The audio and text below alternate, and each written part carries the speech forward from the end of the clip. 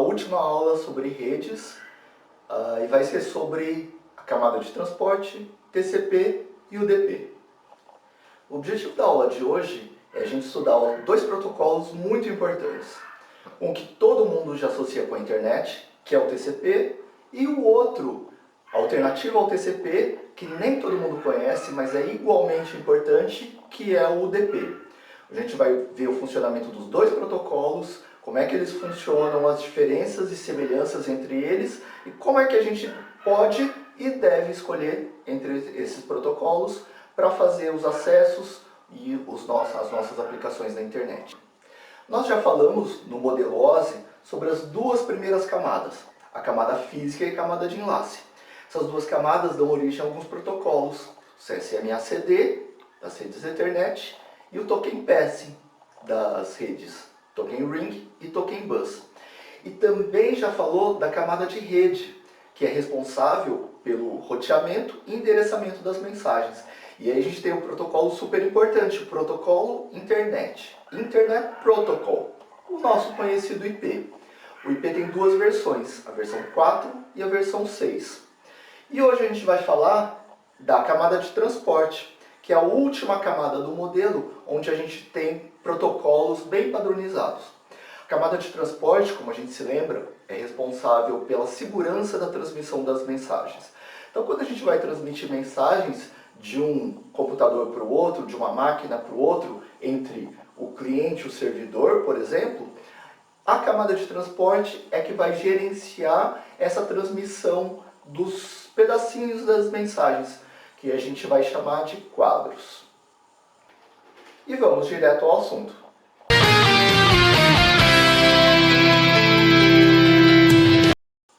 O primeiro protocolo de hoje é o UDP, Users Data Protocol. É o patinho feio da camada de transporte, porque embora ele seja muito importante, pouca gente, quando ainda não é profissional, ainda está começando a estudar, se lembra do UDP. Todo mundo, quando fala de internet, se lembra TCP e IP. Na verdade, como a gente já sabe, a internet tem a ver com o IP, que é o Internet Protocol, IP. O protocolo da camada de transporte é uma coisa separada. Então, ele não tem a ver com o endereço, de endereçar todas as máquinas, que é o IP que faz isso, a camada de rede que trata do endereçamento, mas sim de dar segurança da transmissão, de fazer com que toda a mensagem seja transmitida e chegue no destinatário. O primeiro protocolo, como a gente falou, o UDP, é um protocolo da camada de transporte que não faz segurança da transmissão. Por isso talvez ele seja pouco conhecido. Você podia perguntar, por que se você acha que a gente usaria um protocolo que não dá segurança na transmissão? Se eu mando uma mensagem, eu não tenho certeza que a mensagem vai chegar. Você acha que esse protocolo pode ser útil? A gente vai ver que sim. Mas primeiro, enquanto você pensa onde a gente vai usar, em que aplicações a gente vai usar esse tipo de protocolo, eu vou dar algumas características dele. Primeiro, é que o UDP é um protocolo não seguro e sem conexão.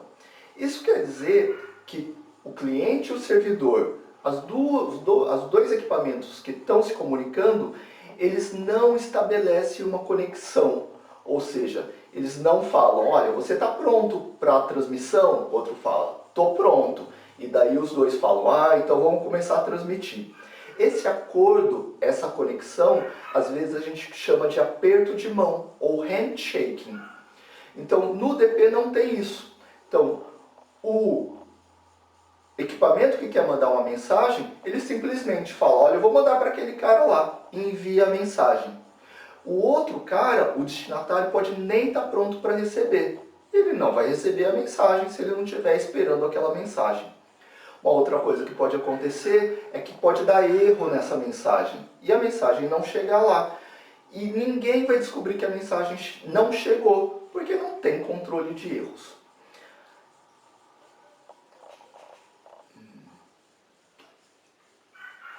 Uma outra característica do UDP é que cada computador que tem um IP, que tem um endereço, portanto, que está na internet, pode se comunicar com vários outros equipamentos ao mesmo tempo através do UDP. E vários equipamentos podem mandar mensagens para eles. Mas como isso aconteceria? Se eu tivesse só o endereço da máquina, o endereço IP, e vários equipamentos, vários computadores mandassem mensagem para mim, todo mundo endereçando o meu IP, o meu endereço. Quando as mensagens chegassem para mim, eu não saberia, olha, essa mensagem será que é para o navegador? Essa mensagem é para o WhatsApp? Essa mensagem é para o joguinho? Eu não teria como saber. Então, além do endereço IP, que é função da camada de rede, a gente, na camada de transporte, a gente tem um outro conceito, que é o conceito de portas de comunicação. E o UDP faz isso. Então, além do endereço IP, cada aplicação pode ter uma porta diferente. E essa porta também vai ter um endereço, também vai ter um número. Então, para a gente identificar um processo, cada processo também pode ter várias portas de comunicação, ou a porta de comunicação em cada processo, eu endereço o IP e mais a porta. Então, esse parzinho, IP e porta de comunicação, é que dão o endereço de para quem exatamente eu quero me comunicar. O DP provê isso. Isso quer dizer que cada máquina pode receber mensagens ao mesmo tempo de vários outros comunicantes dele através do DP, conseguindo saber, olha, essa mensagem veio para o meu IP, mas é para a porta 500, então eu vou mandar para a aplicação tal. Essa outra mensagem era para o meu IP, mas para a porta 600, eu vou mandar para uma outra aplicação. Uma terceira característica importante para a gente é o controle de erros.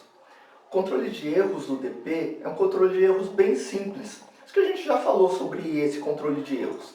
Ele é chamado de checksum, checagem de soma. Como é que isso funciona? O transmissor, quando for mandar uma mensagem, ele vai pegar todos os bytes do cabeçalho, vai somar todos os bytes, vai pegar os últimos 16 bits e vai armazenar no campo checksum.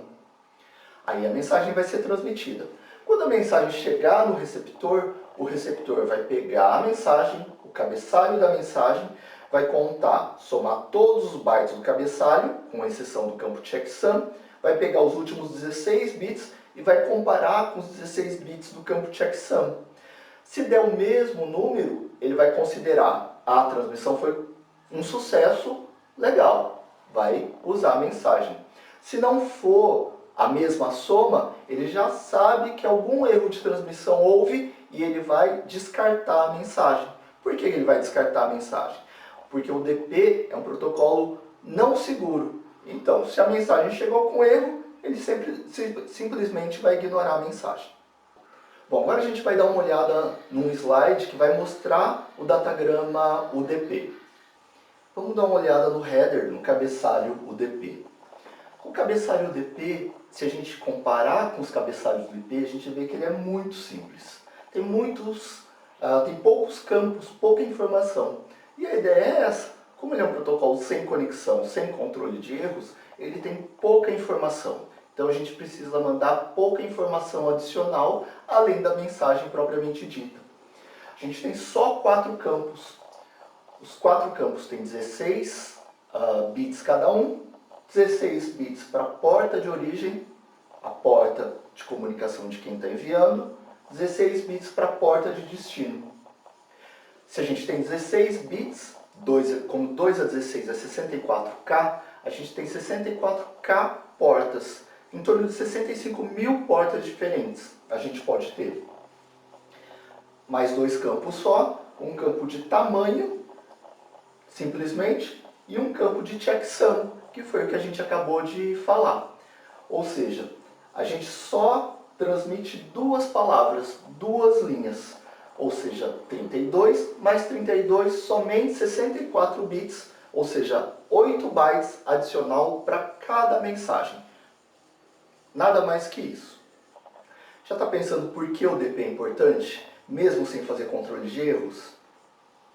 Vai analisando isso. Agora eu vou apresentar o TCP e daí você vai comparando e vendo se a sua opinião vai bater com a descrição do TCP. Vamos lá, o TCP é o mais conhecido. Sempre que a gente fala de internet, quem é leigo normalmente fala, internet, TCP e IP, como se fosse uma coisa única, um protocolo só. Mas como a gente já sabe, são dois protocolos. O TCP é o protocolo mais usado na internet, principalmente para as primeiras aplicações, e por isso ele é muito mais conhecido que o UDP. Quais são as diferenças e as semelhanças do TCP com o UDP? Primeiro, algumas semelhanças. A primeira semelhança é que os dois protocolos são protocolos de transporte, ou seja, os dois são responsáveis por cuidar da segurança da transmissão. Eles podem cuidar mais ou podem cuidar menos, depende do nosso objetivo. O TCP é um protocolo que cuida muito da segurança da transmissão dos quadros, que normalmente no mercado a gente ouve falar como pacotes, mas como a gente vai ser um pouquinho mais rigoroso, a gente só vai chamar de pacotes na camada de cima, na camada de aplicação. Como a gente está na camada de transportes, eu vou optar por chamar de quadros, que é o nome mais preciso para esse nível de protocolo. Primeira semelhança, portanto, os dois protocolos são protocolos de transporte. Ou seja, quando eu vou fazer uma conexão, quando eu vou fazer uma comunicação, ou eu vou fazer uma comunicação TCP/IP, ou vou fazer uma comunicação UDP/IP. Ou vou fazer uma transmissão com segurança, ou vou fazer uma transmissão sem segurança. Segunda semelhança é que os dois são multiplexados. Como assim?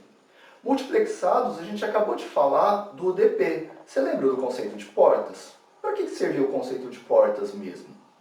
Para multiplexar. Ou seja, um único endereço IP, um único equipamento, pode se comunicar com vários processos, com várias portas, com vários canais de comunicação. O TCP também é assim. Também pode ter várias portas, cada uma se comunicando de forma independente. Essas são as duas principais semelhanças do TCP e do UDP. Mas como a gente falou, o UDP é um protocolo com conexão, ele é com segurança. Então ele traz várias características, várias funcionalidades a mais do que o UDP. Vamos dar uma olhada. Primeira funcionalidade a mais do TCP. O TCP faz o que a gente chama de controle de sequência. O que significa controle de sequência? Quando a gente vai se conectar com um servidor, por exemplo, e vai transferir um arquivo grande, esse arquivo grande não vem numa tacada só. Por quê? Se houvesse erro em 1 byte, simplesmente 1 bit que fosse, eu teria que retransmitir todo o arquivo enorme. Então não é assim que funciona. Esse arquivo, essa mensagem, vai ser dividida em pedacinhos, que eu vou chamar de quadros. A gente já viu que no IP esses quadros, no final das contas, vão ser divididos em quadros de, por exemplo, 32 KB no máximo. Então eu vou dividir a mensagem original, o arquivo original, em vários quadros. Suponha que eu vá dividir em 100 quadros. O TCP vai fazer o seguinte, ele vai estabelecer uma conexão, então os dois, tanto quem vai enviar a mensagem quanto quem vai receber a mensagem, tanto o servidor quanto o cliente, eles têm que estar ao mesmo tempo online. Como que começa então? O cliente fala, servidor, eu quero estabelecer uma conexão com você. Ou seja, ele solicita uma conexão. O servidor do seu lado tem que aceitar uma conexão, ou seja, ele tem que estar online e dizer, aceito a conexão. Esse movimento é que vai dar o aperto de mãos, o handshaking. E daí só após o handshaking é que eles podem começar a transmissão das mensagens. Essa primeira característica do UDP que a gente falou, que é o controle de sequência, a mensagem foi dividida, por exemplo, em 100 quadros. Aí o servidor manda o quadro 1. O cliente, quando receber o quadro 1, ele tem que confirmar o quadro 1, porque o servidor tem que saber que ele recebeu todos os pedacinhos da mensagem. Ele vai mandar uma confirmação, ou um acknowledgement. Normalmente a gente chama de ACK, ou ACK, tá? Então ele vai confirmar, vai mandar um ACK do quadro 1. Quando o servidor receber o ACK do quadro 1, ele vai pensar, o cliente já recebeu o quadro 1, vou mandar o quadro 2. O cliente recebe o quadro 2, confirma o quadro 2 e assim por diante. Suponha que algum quadro foi perdido. Por exemplo, o cliente recebe quadro 1, 2, quadro 4. Ele não vai confirmar o quadro 3, porque ele não recebeu. O servidor, quando ele for recebendo as confirmações, os ACKs, ele vai receber ACK do quadro 1, do quadro 2, do quadro 4. Ele vai perceber que o cliente não recebeu o quadro 3. O que ele tem que fazer então? Mandar de novo o quadro 3. O cliente, uma outra característica que você já deve ter visto no seu computador. Acho que você já viu, talvez já teve que limpar o seu HD, porque as transmissões de internet acabam gerando vários arquivos temporários. Que arquivos são esses? São os arquivos de buffer. Vamos ver como funciona. O cliente, que é você, está baixando o arquivo do servidor. Baixou o quadro 1, 2, 4. Esses quadros vão sendo colocados num buffer, numa área de memória, na prática, em arquivos temporários no seu HD. Então ele vai colocando quadro 1, quadro 2, quadro 4. Quando chegar ao quadro 3, ele vai colocar no lugar do quadro 3 e vai montando a mensagem no buffer, no arquivo temporário. É legal que quando a transmissão acaba com sucesso, o cliente apaga aquele arquivo temporário. Mas muitas vezes a transmissão é interrompida, pode haver uma perda de conexão no meio da transmissão e aquele arquivo temporário continua no seu HD. Então essa é a primeira característica. Com essa primeira característica, a gente vê que através do TCP o cliente recebe todas as partes da mensagem, consegue montar a mensagem inteira, o arquivo todo, sem erros. E essa é, para algumas aplicações, por exemplo, se eu quero transmitir um arquivo, um programa, uma foto, talvez eu queira, eu como usuário final, queira aquele arquivo íntegro, inteiro e na ordem correta. A segunda característica que eu acho importante a gente falar nesse momento de diferença entre o TCP e o UDP é que o TCP também faz controle de fluxo. Isso é uma coisa bem interessante. O que é o controle de fluxo? O controle dinâmico de fluxo. O TCP vai ajustando a velocidade de transmissão de mensagens entre o cliente e o servidor para aproveitar ao máximo a banda, a capacidade do meio físico de comunicação, tipo a fibra ótica, o par trançado e assim por diante. Como é que funciona isso? Uma coisa a gente já sabe, controle de sequência. O servidor manda um quadro, o cliente confirma. Depois o servidor manda o segundo quadro, o cliente confirma. Na verdade é um pouquinho mais complicado que isso, um pouquinho mais detalhado que isso. Ao invés de mandar um quadro por vez, o que demoraria muito, acontece o seguinte. Da primeira vez, o servidor manda um quadro. Isso quer dizer que o tamanho da janela é 1.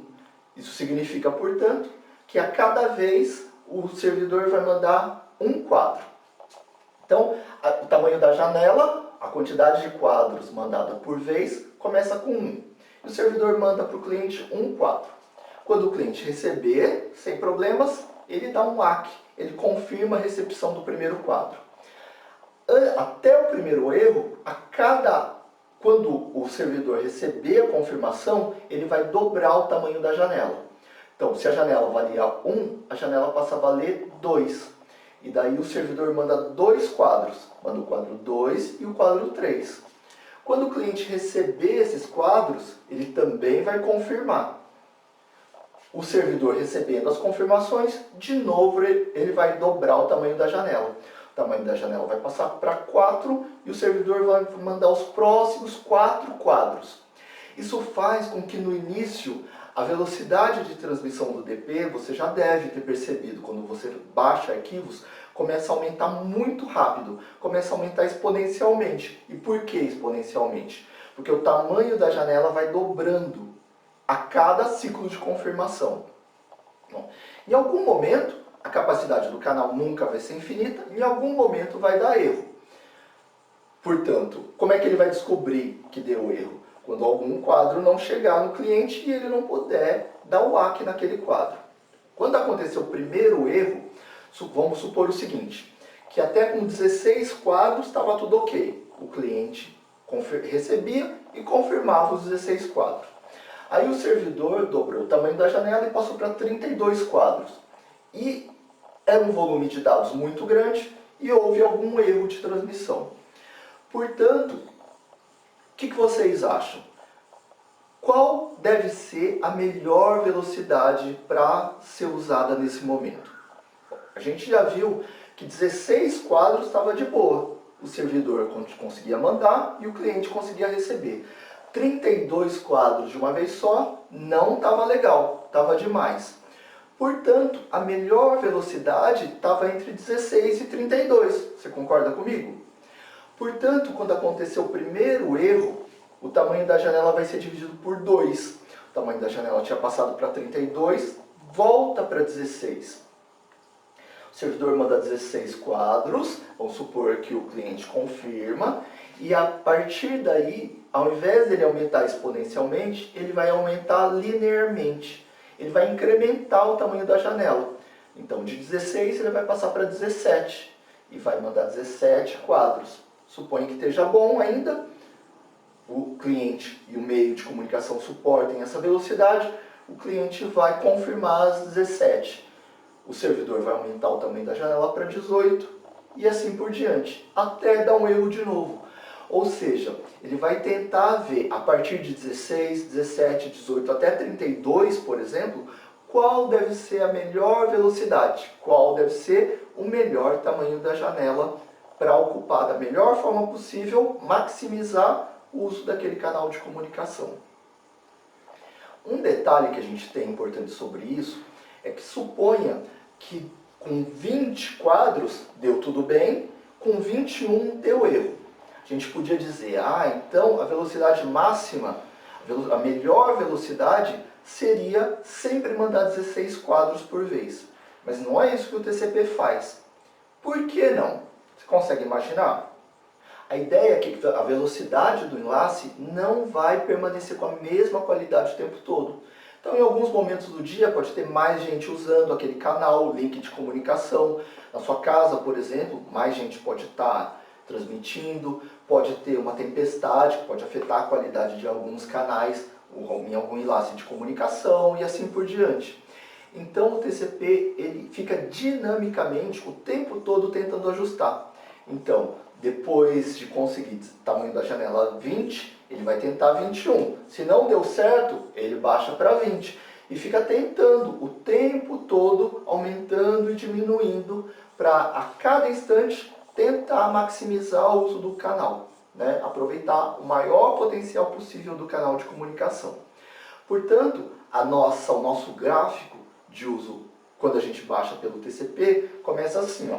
A gente inicializa a conexão, sobe muito rápido, sobe exponencialmente, a gente fica super felizão. Nossa, ó, nossa velocidade de transmissão está super alta.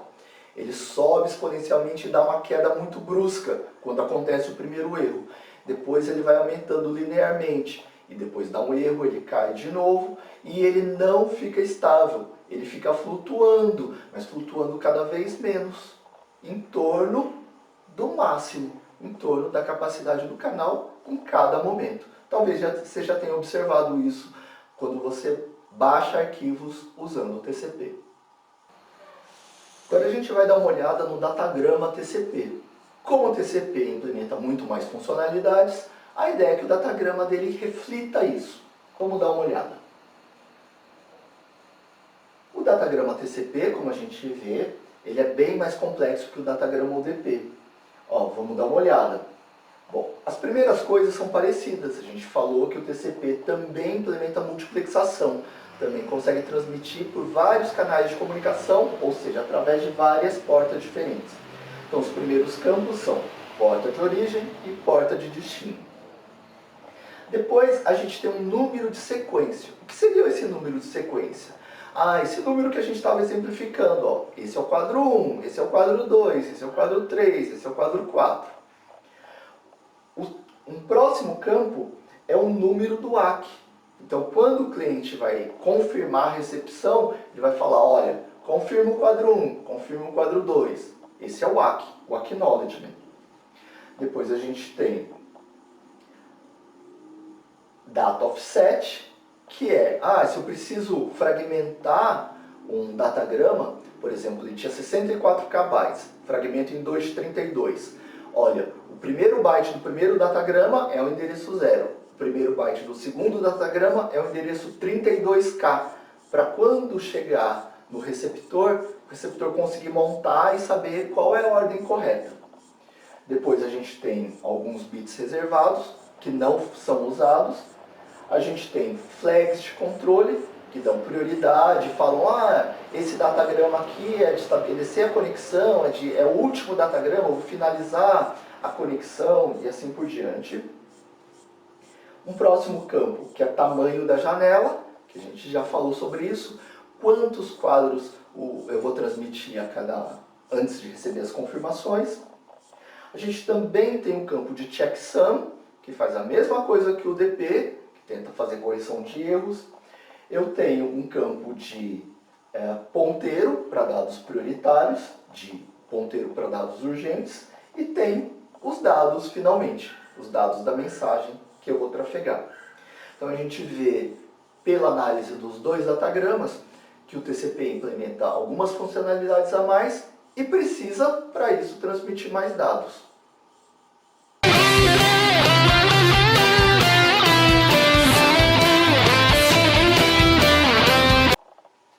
Agora vamos analisar o tema de hoje. Hoje a gente viu a diferença do TCP e do DP. Os dois protocolos são protocolos de transporte, mas o DP ele tem bem menos funcionalidades. Ele não faz nem controle de sequência para corrigir se todos os quadros chegaram e nem controle de fluxo. Só faz controle de erros. O TCP faz tudo isso. Além disso, os dois têm o conceito de porta de comunicação. Você já pensou naquela pergunta que eu fiz logo no começo? Por que o DP pode ser útil? Por que eu posso querer usar um protocolo que não faz esses controles de sequência e de fluxo? Então vamos analisar esse tema. A primeira vantagem do DP é que ele não precisa estabelecer uma conexão. Eu levo tempo para isso. Estabelecer uma conexão, negociar parâmetros entre o cliente e o servidor. Então, ele pode ser mais rápido que o DP. Essa é a primeira vantagem do DP. Uma segunda vantagem é que eu transmito, como você já deve ter pensado, menos dados adicionais. Como o meu cabeçalho é menor, eu transmito menos dados adicionais que não têm a ver com a minha mensagem. Mas o mais importante de tudo é o seguinte: imagina que a gente possa querer transmitir dados em tempo real. Então, eu estou numa videoconferência, eu estou fazendo voz sobre IP, qualquer transmissão em tempo real. Então, suponha que você está transmitindo dados em tempo real. Então, os dados estão chegando para você, então está vindo um monte de quadros de imagens ou de som, e esses quadros você vai recebendo e vai jogando no seu monitor, na caixinha de som, por exemplo. Suponha que chegue o quadro número 1, 2, 3, 5. O quadro 4 não chegou. Adianta eu pedir o quadro 4 de novo? Adianta o servidor reconhecer que o quadro 4 não chegou e enviar de novo? Não. Primeira coisa, não é só que eu não quero mandar o quadro 4 de novo, que eu não preciso mandar o quadro 4 de novo. Eu não quero mandar o quadro 4 de novo, porque senão eu congestionaria a rede. A falta do quadro 4 já teve efeitos no cliente. Então já teve uma perda de qualidade ou na voz ou na imagem que ele recebeu, e não adianta eu mandar aquele quadro novamente, porque eu não vou consertar. Aquela imagem e aquele som já foram, já acabou, já são passados. Então não só eu não preciso daquele quadro de novo, como eu não quero que transmita aquele quadro de novo, que congestione a minha rede com coisas que eu nem vou usar. Então, uma outra vantagem do UDP é quando eu vou transmitir pouquíssima informação. Então, eu não quero estabelecer o custo computacional, o tempo de estabelecer uma conexão, para daí eu mando uma mensagenzinha só. Oi, poxa, não quero. Então, eu já mando via UDP. Então, a gente tem duas aplicações importantes do UDP E o DP, portanto, também é um protocolo bastante importante na camada de transporte. Perceberam? Legal, né? Hoje a gente viu as funcionalidades, as diferenças e as semelhanças entre o UDP e o TCP. Se você ficou com alguma dúvida, reveja o vídeo, veja o material que está no AVA, pasta repositório. Tem um vasto material sobre esses protocolos, que são os protocolos mais conhecidos, mais padronizados na internet. Você pode ver também. Não se esqueça de fazer as atividades que estão na pasta de atividades do AVA e até a semana que vem.